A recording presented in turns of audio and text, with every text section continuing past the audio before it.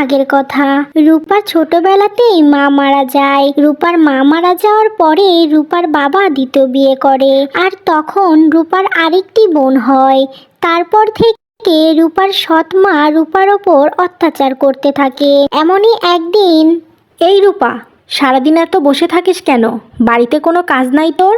মা, আমি কখন বসে থাকি? সারাদিন তো কাজই করি। একটু কাপড় কাচা, ঘর ঝাড়ু দেওয়া, এগুলো কি বুঝি কাজ বলে?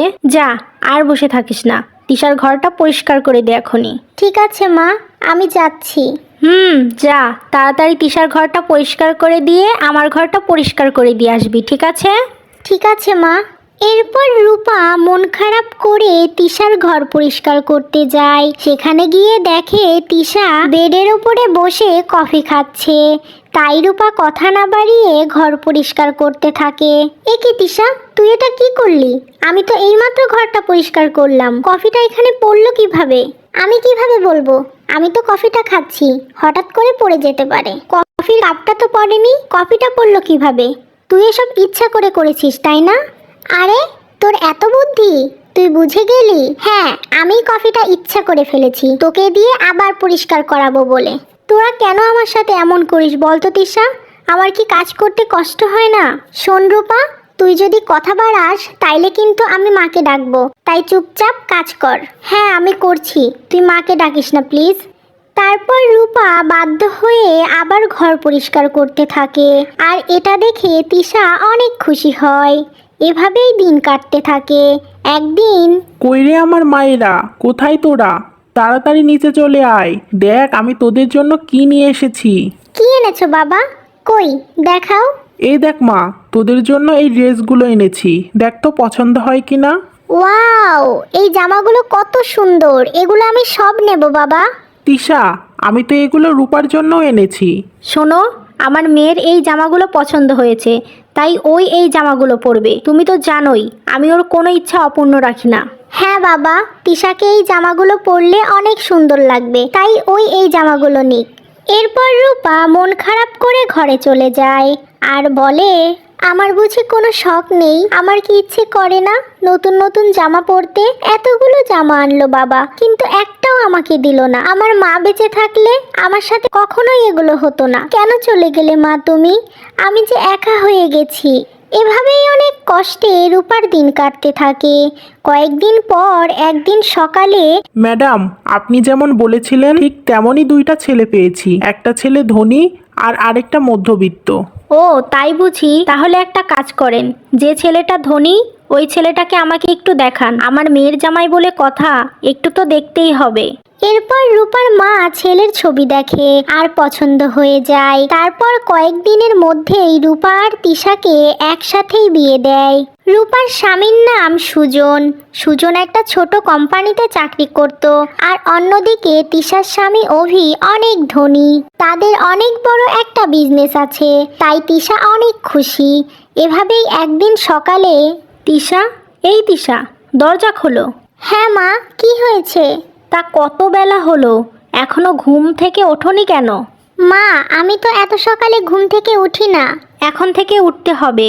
এটা তোমার মায়ের বাড়ি না, এটা তোমার শ্বশুর বাড়ি, তাই এখন থেকে বাড়ির সব কাজ তোমাকেই করতে হবে।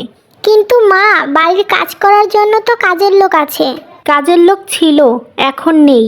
আমি তাকে কাজ থেকে ছাড়িয়ে দিয়েছি, তাই এখন ওঠো, যাও রান্নাঘরে যাও। মা, আমি কখনো রান্না করিনি, এখন আমি কি করে রান্না করব? পারো না তো কি হয়েছে, তোমার মাকে ফোন করে শিখে নাও, যাও এখন। এরপর তিশা ভয়ে ভয়ে রান্নাঘরে যায় আর তার মাকে ফোন করে রেসিপি জেনে রান্না করে। তারপর কিছুক্ষণ পর শাশুড়িকে খেতে দেয়। এ কি তিশা, এটা কি রান্না করেছো? মাংসতে তো লবণ দিয়ে ভরে রেখেছো, আর রুটি তো পুরোই পুড়ে গেছে, এগুলো কি খাওয়া যায়? মা, কখনো রান্না করিনি তো, তাই এমন হয়েছে। তা ভালো কথা, এবার খাবারগুলো তুমি খাও। খাবার অপচয় করা আমি একদম পছন্দ করি না। কি রে রূপা, এটা কি রান্না করেছিস? এমন রুটি খাওয়া যায়? আসলে তিশা, কখনো তো এমন হয় না, হঠাৎ করে একটু পুড়ে গেছে, বেশি তো পড়েনি, এখন এমনি খেয়ে নেবন। আমি এই পোড়া রুটি কখনোই খাবো না, যা এখনই আবার রুটি বানিয়ে নিয়ে আয়। ঠিক আছে, যাচ্ছি। আগে একটু খারাপ রান্না হলে রূপাকে আমি কত খারাপ কথা বলতাম, আর এখন আমাকেই খারাপ কথা শুনতে হচ্ছে। এই বলে তিশা আরো বেশি কাঁদতে থাকে। অন্যদিকে রূপার শ্বশুরবাড়ি।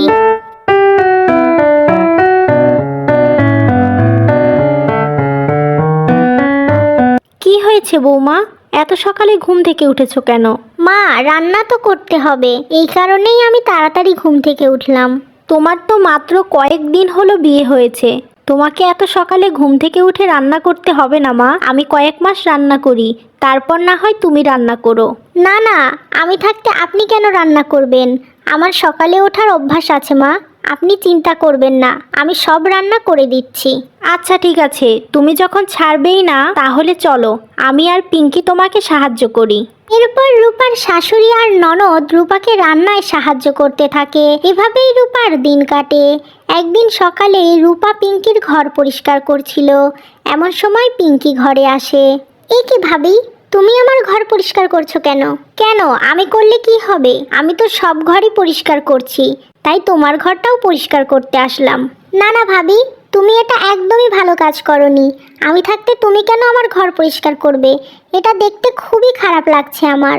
আরে পাগলি, আমি তো তোমার বোনের মতো, আমি পরিষ্কার করে দিলে সমস্যা কোথায়? ভাবি, নিজের কাজ নিজে করা অনেক ভালো, তাই আমি চাই না তুমি আমার কাজগুলো করে দাও। আমি যখন বাসায় থাকবো না তখন না হয় করো। ঠিক আছে মিষ্টি ননদিনী, তুমি যা বলবে তাই হবে। রূপা তার শ্বশুরবাড়ির সবার আচরণে খুবই খুশি ছিল। তারা রূপাকে তাদের বাড়ির মেয়ের মতো ভালোবাসতো। রূপার কখনো কোনো কাজের জন্য হুকুম করতো না। এভাবেই রূপার হাসি খুশিতে দিন কাটতে থাকে। মা, বিয়ের তো অনেক দিন হলো, রূপার কোনো জামা কাপড় কেনা হয়নি। ওর বাবার বাড়ি থেকে যা নিয়ে আসছিল তাই পরছে, তাই আমি ভাবছি ওকে নিয়ে কালকে শপিংয়ে যাব। হ্যাঁ যা না বাবা, আমি সেটাই বলবো ভাবছিলাম। তা শুধু আমার জন্যই কিনবে? মা, পিঙ্কি ওদের জন্য কিছু কিনবে না? না রূপা, আমাদের কিছু লাগবে না, তুমি শুধু তোমার জন্য কয়টা শাড়ি কিনে নিয়ে আসো। না মা, তা কি করে হয়? আপনাদের কিছু না দিয়ে আমি কিছু কিনতে পারবো না। আরে রূপা, মায়েদের সব কিছু আছে কিন্তু তোমার তো নেই, তাই কিনতে যাচ্ছি। ও আচ্ছা ভালো, কিন্তু আমার একটা শর্ত আছে। আবার কিসের শর্ত? বলো দেখি। শপিংয়ে যাওয়ার সময় পিঙ্কিকে নিয়ে যেতে হবে, তাহলে আমি যেতে পারি। ও এই কথা, আচ্ছা ঠিক আছে, আমি পিঙ্কিকে নিয়ে যাব। এবার খুশি তো?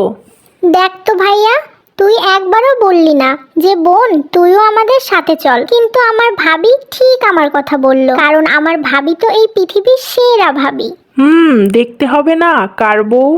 এভাবেই রূপা সুখে দিন কাটাতে থাকে। আর অন্যদিকে তিশা। ভাবি, তুমি আমার কাপড়গুলো কাচো নাই কেন? আমি তো তোমাকে বলেছিলাম আমার জামা কাপড়গুলো কেচে দিতে। সরি গো জ্যোতি, আমি ভুলে গিয়েছিলাম। সবই তো তুমি ভুলে যাও, কোন কাজটা তুমি ঠিক মতো করো। মায়ের বাড়ি থেকে তো কিছু শিখে আসোনি। জ্যোতি, তুমি আমার ননদ, তুমি আমাকে এভাবে বলতে পারো না। তোমার কাজ তো তুমি নিজেই করতে পারো, অন্যজনকে বলো কেন? অন্যজনকে আবার কি? তোমাকে আমার ভাইয়া কেন বিয়ে করেছে? আমাদের কাজ করার জন্যই তো, নাকি? যাও, কথা বাড়িও না, কাপড়গুলো কেচে দাও। এই বলে জ্যোতি চলে যায়। আমি এ কোথায় এসে পড়লাম? আমি তো আমার নিজের কাজই কখনো করিনি, আর এখন অন্য কারো কাজ করে দিতে হচ্ছে। ভেবেছিলাম ধনী বাড়িতে বিয়ে হচ্ছে, না জানি কত সুখে থাকবো, একদম রাজরানীর মতো। কিন্তু সেসব তো কিছুই হলো না, উল্টো আমি এবারে চাকরানী হয়ে গেছি। এভাবেই তিশা কাঁদতে থাকে। শোনো না অভি, আমি শপিং করব, আমার কিছু টাকা লাগবে। কেন, তোমার তো অনেকগুলো শাড়ি আছে, আবার কেন শপিং করতে হবে? আমাদের তো নতুন বিয়ে হয়েছে, তাই আমি পুরনো জামা পরতে পারবো না। তুমি টাকা দাও, আমি নতুন জামা কিনবো। না না, আমি এখন তোমাকে টাকা দিতে পারবো না। আমাদের বাড়িতে যা হয় সবই মায়ের ইচ্ছাই হয়, তাই তুমি মাকে আগে বলো, যদি টাকা দিতে বলে তাহলে আমি দেব। ঠিক আছে। এই বলে তিশা তার শাশুড়ির কাছে যায়। মা, আমার কিছু শাড়ি কিনতে হবে, অভির কাছ থেকে টাকা চেয়েছি, কিন্তু অভি বলল আপনাকে বলতে, তাই বলতে আসলাম। এখন আবার শাড়ি কিনতে হবে কেন? তোমার মায়ের বাড়ি থেকে যে শাড়িগুলো দিয়েছে সেগুলো তো ভালোই আছে। মা, আমি তো নতুন বউ, আমাকে কি আর পুরনো কাপড় পরলে ভালো লাগবে? কেন ভালো লাগবে না? আর তুমি কতই বা নতুন আছো, বিয়ের তো কয়েক মাস হয়েই গেল। মা, তাই বলে আমি পুরনো কাপড় পরবো? হ্যাঁ পরবে, যতদিন না কাপড়গুলো ছিঁড়ে যাচ্ছে ততদিন পরবে, তারপর কাপড় ছিঁড়ে গেলে কিনে দেব। এই কথা শুনে তিশা ঘরে চলে যায়। আমি আর এই বাড়িতে থাকতে পারবো না, আমার একদম দম বন্ধ হয়ে আসছে। তারপর তিশা কাউকে কিছু না বলে তার মায়ের বাড়ি আসে, আর এসে দেখে রূপা তার মায়ের সাথে কথা বলছে। এই তো তিশাও চলে এসেছে। কি রে তিশা, তুইও কি মায়ের সাথে দেখা করতে এসেছিস হানিমুনে যাবি বলে? চুপ কর রূপা, কাটা খাই আর নুনের ছিটা দিস না। কেন তিশা, কি হয়েছে তোর? আমি ভেবেছিলাম টাকা থাকলেই হয়তো মানুষ সুখী হয়, কিন্তু তা একদমই সঠিক নয়। মা, আমি ওই বাড়িতে ভালো নেই, ওরা আমার সাথে খুব খারাপ ব্যবহার করে, রান্না না পারলে অনেক কথা শোনায়, টাকা লাগলে আমার শাশুড়ির কাছে গিয়ে পারমিশন নিতে হয়। এভাবে কি বাঁচা যায় বলো? কি বলছিস, ওরা তোর সাথে এই রকম ব্যবহার করে? আর দেখ, আমার শ্বশুর বাড়ির সবাই খুবই ভালো, ওরা আমাকে খুবই ভালোবাসে। আসলে কি বলতো, ভালোবাসা টাকা দিয়ে পাওয়া যায় না।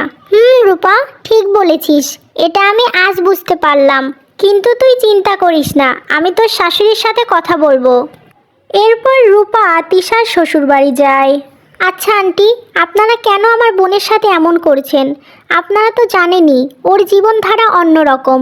তিশা একটু আদরে বড় হয়েছে, তাই রান্না বান্না, ঘর গোছানো এগুলো ও কিছুই পারে না। ওকে তো আপনার শিখিয়ে নিতে হবে আন্টি। আমি তিশার সাথে এমন করতে চাই নাই মা। আমি তোমার মাকে বলেছিলাম তোমাকে আমার ছেলের বউ বানাতে চাই, কিন্তু তোমার মা আমার কথা শুনলো না, তাই আমি তিশার সাথে খারাপ ব্যবহার করেছি। দেখো রূপা, সব শাশুড়ি চায় তার বৌমা কাজকর্ম জানুক, ভদ্র স্বভাবের হোক, আমিও তাই চেয়েছিলাম। শোনেন আন্টি, আমার বোন হয়তোবা কাজকর্মে একটু কম পারে, কিন্তু ও অনেক ভালো মনের মানুষ। আপনি ওকে একটু কাজ শিখিয়ে নেন, দেখবেন ও আপনার সাথে মানিয়ে নেবে। দয়া করে আমার এই আবদারটুকু রাখেন আন্টি, প্লিজ। ঠিক আছে রূপা, আমি তোমার কথা রাখবো, আমি তিশাকে সব কাজ শিখিয়ে দেব।